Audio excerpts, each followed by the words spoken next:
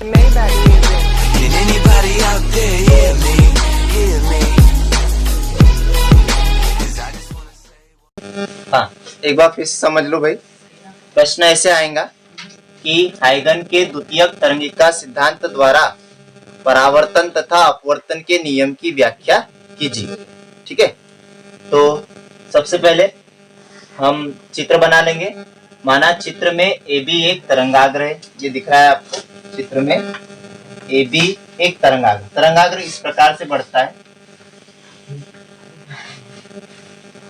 ये A B एक तरंगाग्र, ये ऐसे प्रकाश किरण है मान लो, इस तिरछी इस परावर्तक प्रश्न एक्स वाई पर आपतित हो रही है। अब आपको दिख रहा होगा कि ए बिंदु पहले टकरा गया और बी बिंदु अभी टकराने का है। ठीक है, तो जैसे ही ए बिंदु परावर्तक पृष्ठ एक्स वाई से टकराता है वैसे ही द्वितीयक तरंगिकाएं बनना शुरू हो जाती है। ठीक है, तो इससे द्वितीयक तरंगिकाएं निकलने लग जाती है। और जब बी बिंदु हमारा विडेश पर पहुंचता है, मतलब जब परावर्तक पृष्ठ से टकराता है, आगे बढ़ेगा वो बी से विडेश पर टकराएगा, उतने समय में हमारा ए बिंदु ए डैश पर पहुंच जाता है। तो ए डैश पर पहुंच गया और ये बी डैश और ए डैश को मिला दिया तो हमारा ये तरंगाग्र नवीन तरंगाग्र बन गया। कौन सा? ए डैश बी डैश। इस प्रकार हमको परावर्तित तरंगाग्र ए डैश बी डैश प्राप्त होता है। और ये कैसे जाएगा? ऐसा, ये इस प्रकार से परावर्तित होगा। दिख रहा होगा ना अब आपको, आपतित तरंगाग्र और परावर्तित तरंगाग्र। बात समझ में? एक बार फिर से चित्र में थ्योरी कैसे लिखना है। चित्र में ए बी एक तरंगाग्र है जो वी चाल से आई आपतन कोण से एक्स वाई परावर्तक पृष्ठ पर आपतित हो रहा है। जब तरंगाग्र ए बिंदु पर टकराता है तो द्वितीयक तरंगिकाएं निकलने लगती है। जब बिंदु बी विडेश पर पहुंचता है तब बिंदु ए एडेश पर पहुंच जाता है। इस प्रकार हमको परावर्तित तरंगाग्र एडेश बिडेश प्राप्त होता है। देखो थ्योरी भी अपने ऐसे लिखे। चित्र में ए बी एक तरंगाग्र है ना, जो आपतन कोण आई पर परावर्तक पृष्ठ एक्स वाई पर आपतित होता है। देखो आपतन कोण आई पर ये परावर्तक पृष्ठ एक्स वाई है, इस पर आपतित होता है। तरंगाग्र v वेग से गति कर रहा है, इसकी स्पीड v है, v वेग से। जैसे ही बिंदु A पर तरंगाग्र सतह से टकराता है, जैसे ही A बिंदु पर तरंगाग्र सतह से टकराता है तो द्वितीयक तरंगिकाएं बनने लगती है। जब B विडेश पर पहुंचता है, जब ये B बिंदु विडेश पर पहुंचता है उतने ही समय में A एडेश पर पहुंच जाता है। इस प्रकार परावर्तित तरंगाग्र हमको एडेश बिडेश प्राप्त होता है। ठीक है, अब हमने माना कि तरंगाग्र को B से विडेश तक, ये B से विडेश तक पहुंचने में t समय लगता है और उतने ही समय में तो A से एडेश पर ही पहुंचता है, तो A से एडेश तक पहुंचने में भी कितना समय लगेगा? t समय लगेगा। माना तरंगाग्र को B से विडेश तक तथा A से एडेश तक पहुंचने में t समय लगता है।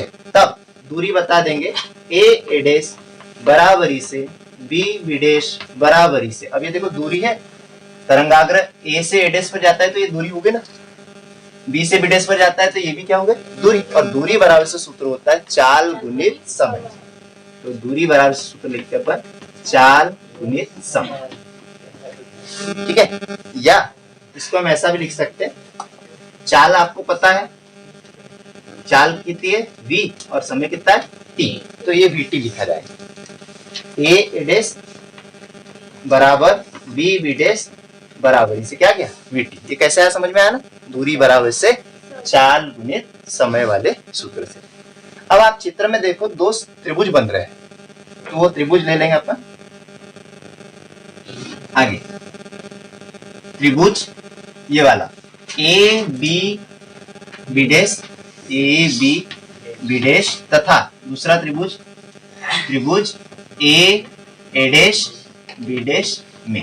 त्रिभुज दिख रहा है आपको, ये ए बी विडेश, ये वाला त्रिभुज, और ये वाला ए एडेश बी या विडेश एडेश ए में। अब हमको इसको समरूप सिद्ध करना है। तो 9वीं क्लास में आपने समरूपता वाला अध्याय पढ़ा होगा, वैसा करना है, या सर्वांग सम वाला। हाँ, यहाँ पे देखो ये वाली जो रेखा है कौन सी? बी विडेश रेखा पर ये ए बी लंब है, दिख रहा है? ऐसा है ना वो? लंब है, मतलब यहाँ पे कितने कोण बना? 90 का। ऐसे ही ये ए डैश किरण पर ए डैश बी डैश लंब है, तो यहाँ पर भी कितने कोण बना? 90 का। ये दोनों कोण कैसे बराबर? दो त्रिभुज की बात कर रहे हैं। देखो यहाँ पे ऐसे समझो, ये ऐसा एक त्रिभुज है और एक ऐसा एक त्रिभुज है, दो त्रिभुज है। नाम उसके ए बी बी डैश और दूसरे का नाम ए डैश बी डैश। ये हमने छोटे छोटे दो चित्र बना दिए। अब ये वाला कोण भी 90 और ये वाला कोण भी 90, तो यहाँ पे लिख लेते हैं अपन कोण ए, ये वाला कोण है तो ऐसा भी लिखना पड़ेगा, ए बी बी डैश बराबर है कोण ए बी डैश है ए डैश बी डैश, बराबर से क्या लिख देंगे? 90 अंश। 90 अंश है, इसलिए दोनों क्या है? समान। उसके बाद दूसरी चीज देखो, ये दूरी यहाँ पे लिखा है ए डैश बराबर क्या है? ये कौन सी वाली भुजा? ये ए डैश, ये वाली भुजा ए डैश बराबर है बी बी डैश। ये दोनों भुजाएं कैसी है? समान। ए डैश बराबर बी बी डैश, ठीक है, ये भुजा समान है, यहाँ पर लिखिए। उसके बाद एक और चीज बराबर बताओ, तो देखो दोनों त्रिभुज में आधार यहाँ भी ए बी डैश है और यहाँ भी ए बी डैश है, तो ए बी डैश बराबरी से ए बी डैश, ठीक है। क्या सिद्ध किया हमने? दो भुजाएं बराबर है और एक कोण बराबर है, तो दोनों त्रिभुज कैसे हो जाएंगे? समान। समरूपता की जो परिभाषा आपने देखा है ना कि किसी भी त्रिभुज के अगर कोई तीन अवयव समान हो जाए वो दोनों त्रिभुज क्या होते हैं? समान होते हैं। मतलब ये दोनों त्रिभुज समान हो जाएंगे, और दोनों त्रिभुज समान हो जाए मतलब इसकी तीनों भुजाएं और तीनों कोण कैसे हो जाएंगे? समान, संगत वाले समान हो जाएंगे। अतः क्या लिखेंगे? अतः ये दोनों त्रिभुज, ऊपर वाले त्रिभुज ए बी बी डैश समरूप है त्रिभुज ए डैश बी डैश के। ये समरूप हो गया, समरूप सिद्ध कर दिया। अब समरूप सिद्ध है मतलब इस त्रिभुज का प्रत्येक अवयव दूसरे वाले त्रिभुज के प्रत्येक संगत अवयव के क्या होगा? बराबर होगा। हमको क्या सिद्ध करना है कि आई बराबर क्या होना चाहिए? मतलब ये वाला कोण और ये वाला कोण भाई बराबर होगा ना, ठीक है। तो अतः क्या लिखेंगे? अतः इसके आगे वाला यहाँ लिख देते, अतः आई का कोण ए बी बी डैश बराबर होगा कोण ए डैश बी डैश ए। ये वाला कोण तो इसको पढ़ना है तो क्या बोलेंगे? बी ए बी डैश, हमने क्या लिखा? सॉरी यहाँ गलत लिखा, बी ए, ये बीच में आना चाहिए ना, बी ए बी डैश बराबर होगा ए डैश बी डैश ए। या कोण आई बराबर क्या लिख दो? कोण आर।